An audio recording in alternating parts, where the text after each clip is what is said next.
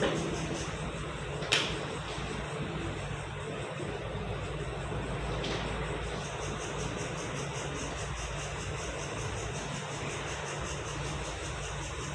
malam ada yang berbeda. Aku duduk di sini di kegelapan yang sama. Dan tiba-tiba aku merasa sangat lelah. Bukan lelah yang ingin tidur, tapi lelah yang ingin tidur.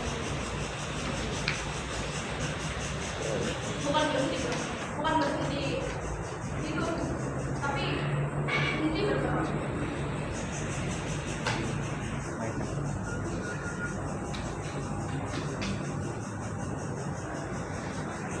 Aku melihat tanganku gemetar. Aku melihat kakiku penuh luka perjalanan yang sia-sia. Dan aku bertanya pada diriku sendiri, untuk apa semua ini? Siapa yang mencoba buktikan? Siapa? Jawabannya adalah nah, aku yang kalah. Aku yang kalah.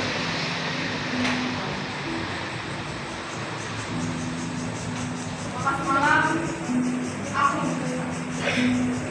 tidak ingin menyerah. Aku hanya ingin pulang.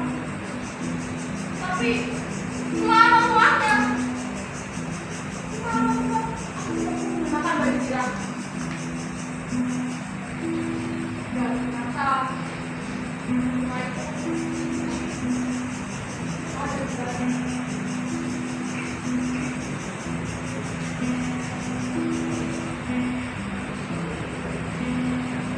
Lihat, ini dia.